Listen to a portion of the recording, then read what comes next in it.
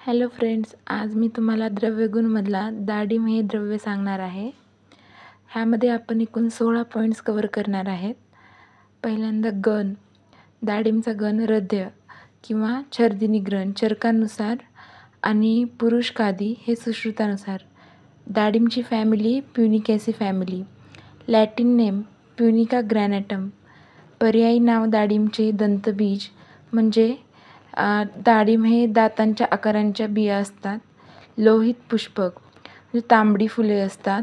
रोचन मधुबीज. डाळिंबचे मराठी नाव डाळिंबा आहे.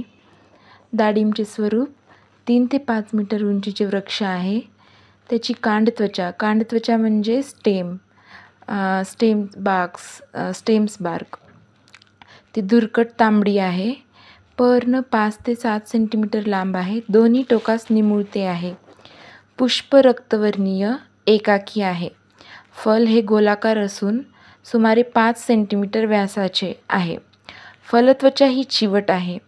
प्रकार काबुली आणि मस्कती. काबुली म्हणजे बेदाना व मस्कती हे पांढऱ्या दाण्याचे. तर रसबेदाणे मधुर आम्ल व आम्ल हे प्रकार होय.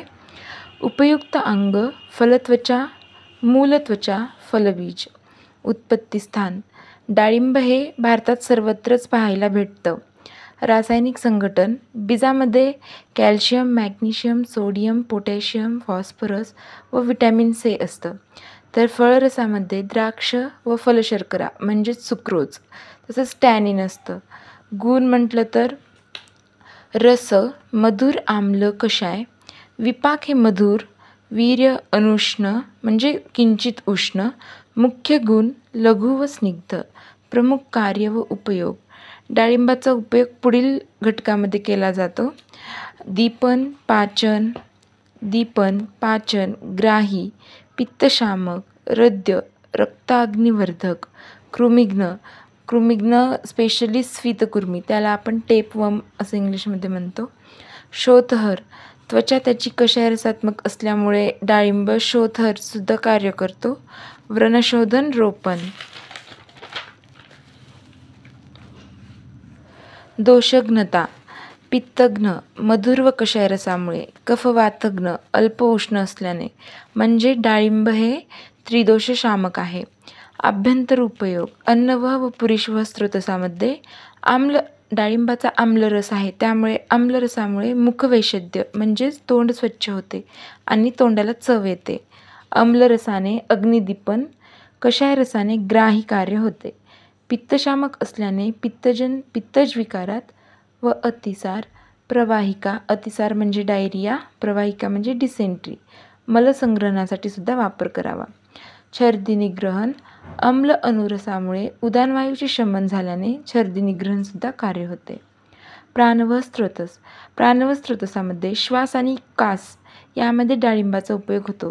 कास असल्यास पुष्पकलिका कषाय रसाने कफघ्न, तर फळ स्निग्ध असल्याने स्नेहन व कफनिसारक आहे.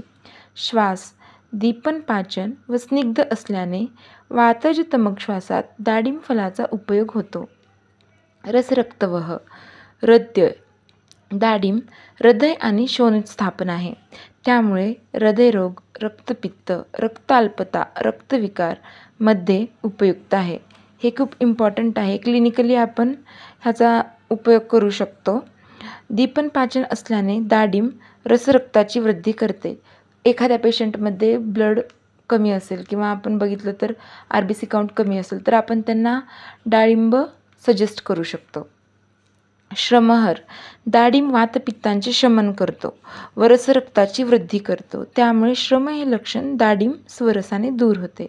रक्तपित्त ऊर्ध्वक रक्तपित्त म्हणजे काय तर शरीरामध्ये पित्तप्रकोप झालं, अतिच प्रमाणामध्ये पित्तप्रकोप झालं तर blood will flow out of orifices of the body म्हणजे कान, नाक, मूक ह्याद्वारे इत्यादीद्वारे ब्लड बाहेर येऊ शकतं.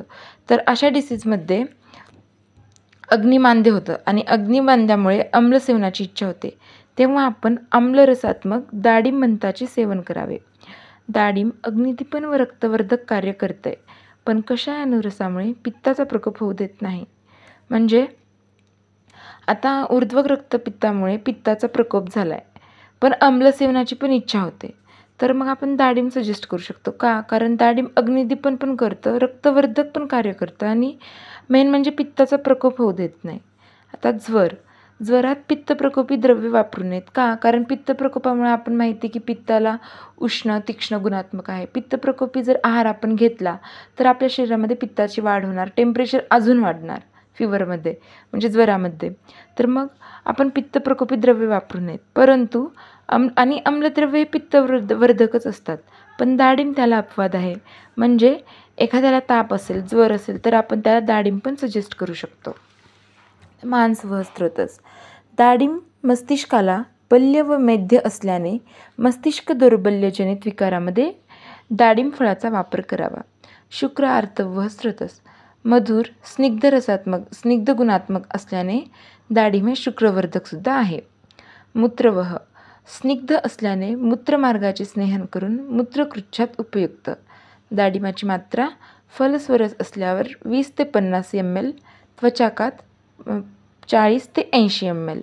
कल्प डाळिंबाष्टक चूर्ण, डाळिंबादि घृत, डाळिंबाद्य तैल, डाळिंब चतुःसम. आमयिक प्रयोग हे अतिशय उपयुक्त येणार आपल्याला जनरल प्रॅक्टिस करण्याला. अतिसार संग्रहणी म्हणजे IBS म्हणजे इरिटेबल बाउल सिंड्रोम, ज्याच्यामध्ये ब्लोटिंग होतं आहे, कॉन्स्टिपेशन आणि डायरिया दोन्हीही असू शकतं. तर संग्रहणी यावर डाळिंबाच्या फळाची साल ताकात उगाळायची आणि 20 ग्राम प्रमाणात द्यायची. म्हणजे डाळिंबची साल जी असते फ्रूटची ती ताकामध्ये उगाळायची आणि